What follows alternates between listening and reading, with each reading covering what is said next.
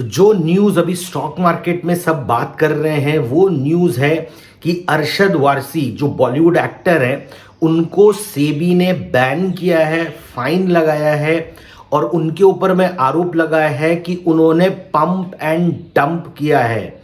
अब ये जो पंप एंड डंप स्कैम होता है वो है क्या, ये अरशद वारसी से जुड़ा हुआ पूरा मामला है क्या, और इससे भी बड़ी बात, एक रिटेल निवेशक को, एक रिटेल इन्वेस्टर को कैसे इन सब चीज़ों को हैंडल करना चाहिए वो मैं आपको बताऊंगा आज के वीडियो में। तो अंत तक बने रहिए और समझने की कोशिश कीजिए ये पूरा मामला एक्चुअली है क्या।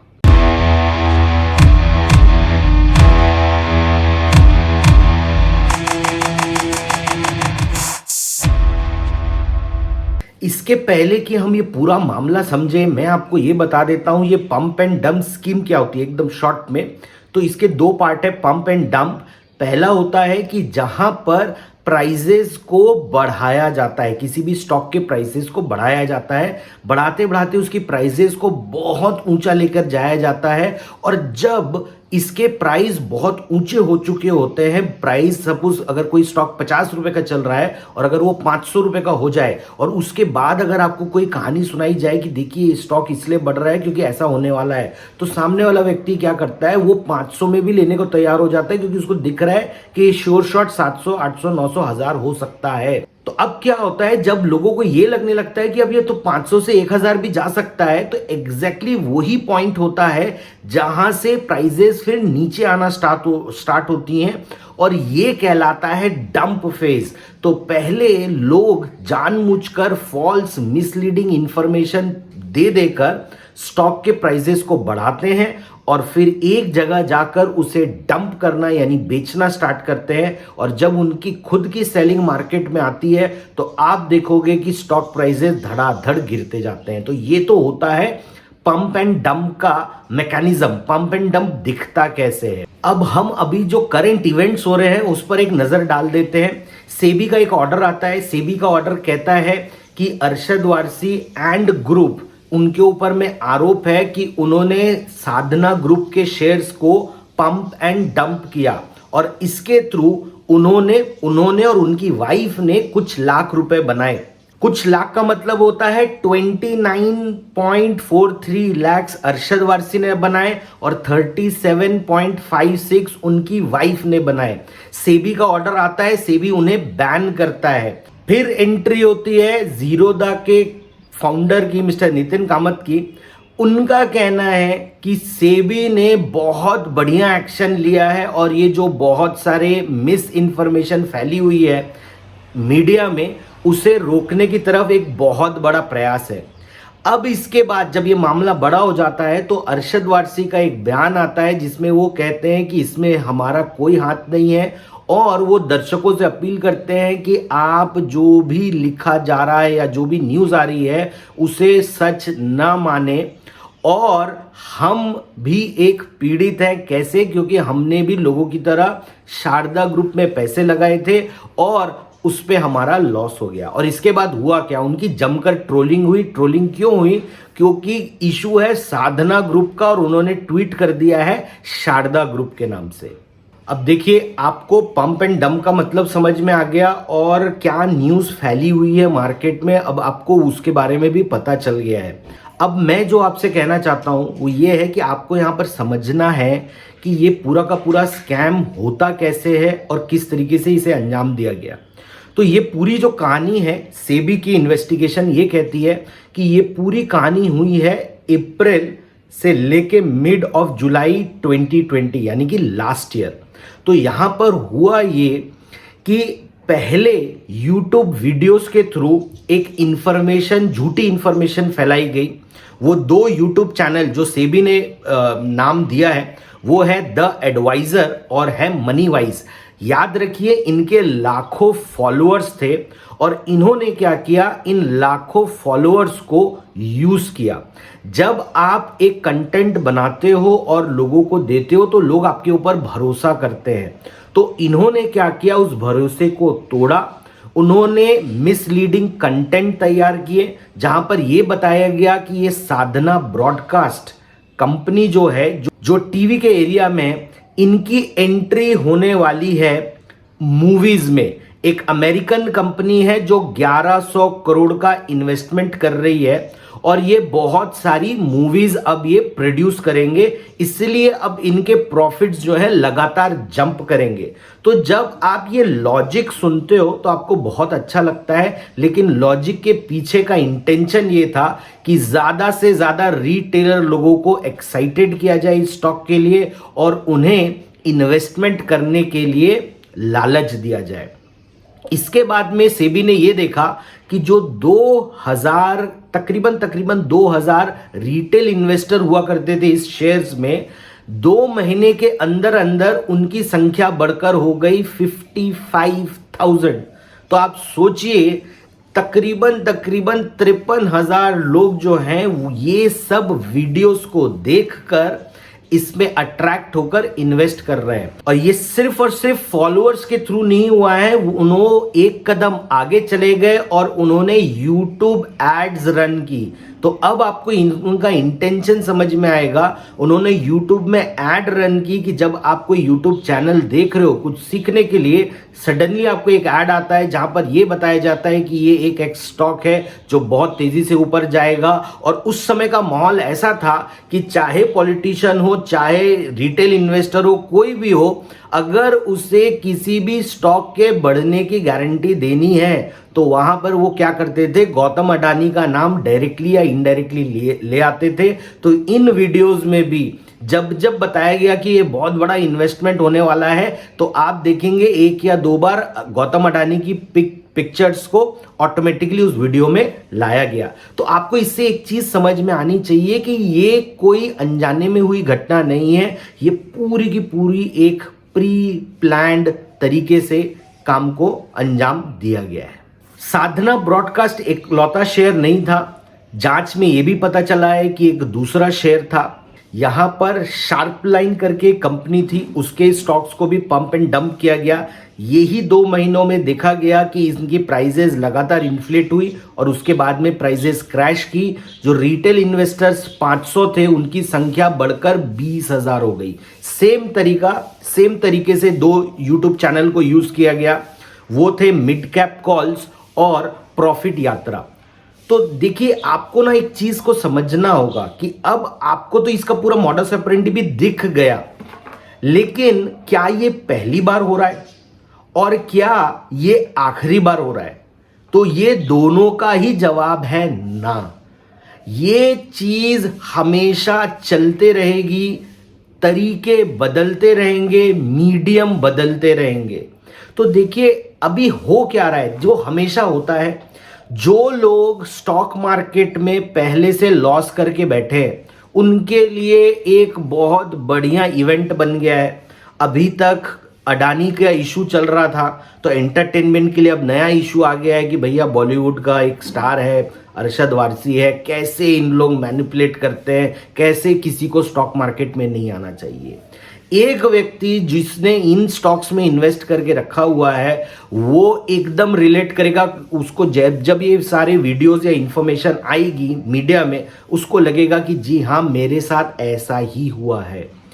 अब आपको एक चीज को समझना है, और एक ऐसे बहुत सारे लोग होंगे जिनको स्टॉक मार्केट में आना ही नहीं है, जो कभी स्टॉक मार्केट में आना चाहते ही नहीं है, लेकिन उनको ये प्रॉब्लम होती है कि बाकी लोग स्टॉक मार्केट में क्यों आकर बैठे हैं। तो उनके लिए भी एक बहुत बढ़िया वीडियो या बहुत बढ़िया कारण आ गया लोगों को ये कहने का कि भैया ये जो स्टॉक मार्केट है आप यहां पर मत आओ, ये स्टॉक मार्केट से फंसाने की जगह है। तो ये वीडियो जो आप देख रहे हो इसका जो सेकेंड हाफ है वो इसलिए इंपॉर्टेंट होता है क्योंकि ये इवेंट पहले भी हुए हैं और आगे भी होंगे। आपको ये समझना है कि एज अ इन्वेस्टर आपका रिस्पॉन्स क्या होना चाहिए, कैसे आपको इन सब चीजों को स्पॉट करना चाहिए और कैसे इन चीजों से आपको बचना चाहिए। क्योंकि याद रखिए, मैं बार बार स्ट्रेस कर रहा हूं, अगर मार्केट में 100 लोग हैं तो 90 को कमाना है, 10 को गंवाना है। लेकिन जब ये मार्केट बढ़ता है और वहां पर 1000 लोग आते हैं तो अब गंवाने वाले 90 नहीं रहेंगे, गंवाने वाले 900 हो जाएंगे, लेकिन कमाने वाले भी 10 नहीं रहेंगे, 100 हो जाएंगे। अब अगर आप इस फील्ड में हो, या तो आप ट्रेडर हो, या तो इन्वेस्टर हो, या आप इस फील्ड में करियर ही बना रहे हो, तो आपको एक चीज समझ में आनी चाहिए कि कैसे आपको वो 10 या 100 लोगों में होना है और कैसे आपको 90 या 900 लोगों से बचना चाहिए। तो इसके लिए आपको इस चीज की समझ होना बहुत इंपॉर्टेंट है कि आपको ज्यादा लोग कौन से दिखेंगे। ज्यादा लोग ऐसे दिखेंगे जो लोग इस मार्केट में गंवाने के लिए आए हैं। तो अगर आप अपने अगल बगल में देखेंगे तो वो सारे लोग आपको वैसे दिखेंगे जो स्टॉक मार्केट में गंवाने के लिए आए हैं। तो उनका जो एटीट्यूड है, उनकी जो सोच है मार्केट को लेकर, अगर आप वही सोच लेकर काम करेंगे तो आप भी उनके जैसे बन जाएंगे। तो अगर आपको हट के काम करना है, माइनॉरिटी की तरह काम करना है, तो आपकी सोच वैसी होनी चाहिए। तो चलिए अब मैं आपको बताता हूं कि ये सारा जो मॉडस ऑपरेंडी है, इससे आप बच कैसे सकते हो। तो सबसे पहली चीज आपके दिमाग में जो एकदम क्लियरली समझ में आनी चाहिए वो ये है कि देखिए, अगर आपकी अप्रोच ही स्टॉक मार्केट को लेके गैम्बलिंग की है तो आपको लोग झांसा देंगे ही देंगे। अगर आप बोलते हैं मैं मार्केट में किस्मत आजमाने आया हूं, इसका मतलब कहीं ना कहीं आपको लगता है कि यहां पर किस्मत का हाथ है। आपको यहां पे कुछ सोचने समझने की जरूरत नहीं है, पैसे बनने वाले होंगे तो बन जाएंगे। तीसरा, लोगों को यह लगता है कि मार्केट है तो यहां पे नॉर्मल चीजों का कोई रोल नहीं है, तो यहां पर सिर्फ इनसाइडर ट्रेडिंग चलती है और कुछ तरीका होता है जिसके थ्रू कुछ लोग पैसे बनाते हैं। और एक वर्ड है जो बार बार आपके सामने रिपीट किया जाता है, ऑपरेटर ऑपरेटर ऑपरेटर। जब भी आपको इंप्रेस करना होता है तो लोग कहते हैं ऑपरेटर कैसे आपको ट्रैप करता है, मैं आपको बताता हूं ये कैसे करता है, वो कैसे करता है, बहुत कुछ आपको बोला जाता है। देखिए, पहली चीज आप इसको समझिए। मेरे पास में एक व्यक्ति आया, कहा कि अभिषेक मुझे ये वाला स्टॉक बाय करना है, ये एक सीक्रेट स्टॉक है। तो मैंने कहा आपको इसकी इन्फॉर्मेशन आपको मिली कहाँ से? तो उनका कहना था ये मुझे इन्फॉर्मेशन मिली है यूट्यूब वीडियो से। अब आप सोचिए, यूट्यूब वीडियो जो लाखों लोग देख रहे हैं, वहां से क्या आपको कोई सीक्रेट स्टॉक मिल सकता है? कोई एक ऐसा व्यक्ति होगा जो इस पब्लिक फोरम में फ्री ऑफ कॉस्ट आपको आकर ये बताएगा कि मैं आपको ये फ्री में एक स्टॉक बता रहा हूं और इस स्टॉक को आप खरीद लो, ये बहुत ऊपर जाने वाला है। कोई भी ये नहीं करेगा, कोई भी समझदार आदमी नहीं करेगा, कोई भी जेन्युइन आदमी नहीं करेगा।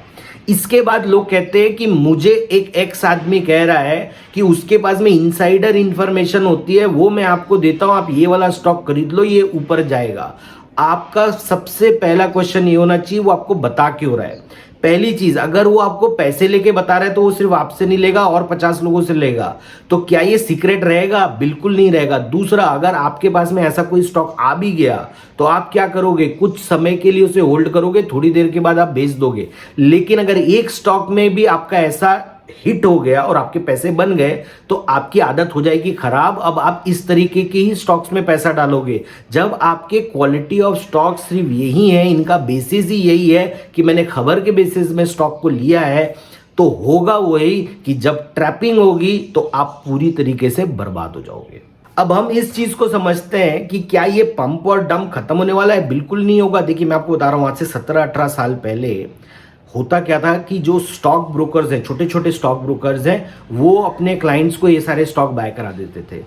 जैसे जैसे सेबी ने सिचुएशन को टाइट किया, लोग सीरियस हुए, तो ये काम इंडिविजुअल्स ने अपना लिया और वो क्लाइंट्स को अप्रोच करते थे। बाद में एसएमएस का ज़माना आया, उसके बाद में टेलीग्राम का ज़माना आया, आज यूट्यूब के थ्रू आ रहा है, कल ये मीडियम चेंज हो जाएगा। आज मैं देखता हूँ लोग अपना इंस्टाग्राम ओपन करते हैं, वहाँ पर कोई डांस कर रहा है, डांस करते करते म्यूजिक बज रहा है और वो आपको ये बताते हैं कि 5 मोनोपोली स्टॉक ले लीजिए या 5 हाई ग्रोथ स्टॉक ले लीजिए। आपको किया क्या जा रहा है? आपको सेटअप किया जा रहा है। अगर आप ये कंटेंट ज्यादा देखते हो, इजी कंटेंट जहां पे आपको कुछ सोचने के लिए या कुछ समझाया नहीं जा रहा है, सिर्फ और सिर्फ ये बताया जा रहा है कि ये स्टॉक आप ले लो, ये स्टॉक आप देख लो, ये सेक्टर आप देख लो, तो आपको सेटअप किया जा रहा है। जब उनको कोई स्टॉक को आपको चिपकाना होगा, यानी आपको स्टॉक को पंप करके डंप कराना होगा, तब क्या होगा? वो एक स्टॉक के बारे में कहानी बनाएंगे, वो एक अननोन स्टॉक होगा। आप देखोगे आपको एशियन पेंट्स में पंप एंड डंप नहीं मिलेगा। अगर आप जाके देखोगे आपको आईटीसी में पंप एंड डंप नहीं मिलेगा। तो सबसे पहले आपको ये समझना है कि जो क्वालिटी ऑफ स्टॉक्स है वो क्या है, आप ले क्यों रहे हो। लेकिन अगर आपका खुद का प्रेमाइसेस ये रहेगा कि क्योंकि ये स्टॉक बढ़ने वाला है, मुझे इससे कोई मतलब नहीं कि ये कंपनी क्या है, क्यों बढ़ रहा है, कैसे बढ़ रहा है, क्या इनका बिजनेस है कि नहीं। याद रखिएगा, एक हेल्दी कंपनी आगे जा सकती है, लेकिन सबसे ज़्यादा जो पैसे बर्बाद होते हैं वो उन कंपनियों में होते हैं जो कंपनी ख़त्म होती है और उन कंपनियों के साथ में आपकी इंफॉर्मेशन होती है। मैं आपको एक और एग्जांपल देता हूँ। सिंटेक्स करके एक कंपनी है, सिंटेक्स करके कंपनी है। जब ये 20 रुपए की होती थी या 25 रुपए की होती थी तभी भी खबर चलाई जाती थी और लोग इस कंपनी के स्टॉक को बाय करते थे। 20 रुपए से वो 2 रुपए आ गया है। मुकेश अंबानी ने उसमें इन्वेस्ट करना है, एक्स करना है, वाई करना है, सारी थ्योरीज है, बट है तो लॉस मेकिंग कंपनी। आप क्यों लॉस मेकिंग कंपनी में इन्वेस्ट करना चाहोगे फॉर क्विक गेन? ये कभी भी सस्टेन नहीं करता है। जितना जल्दी आप इस चीज को समझ लोगे उतना जल्दी आपके लिए अच्छा रहेगा। पंप एंड डंप करने वाले नए नए तरीके से ये करते रहेंगे। ये आपके और हमारे हाथ में है कैसे हम इजी मनी के लालच से बच सकते हैं। और चाहे आप ट्रेडिंग करो या चाहे आप इन्वेस्टिंग करो, जो भी करो पूरी तैयारी के साथ करो और सोच समझ के करो। तो उम्मीद करता हूं आपको ये हमारा वीडियो पसंद आया होगा। अगर आपको ये हमारा वीडियो पसंद आ रहा है तो आप अपने दोस्तों के साथ शेयर कीजिए, इस वीडियो को सब्सक्राइब कीजिए और कमेंट बॉक्स पर आप बताइए कि आपको ऐसे कौन से टॉपिक हैं जिस पे आप हमसे नया वीडियो चाहते हो।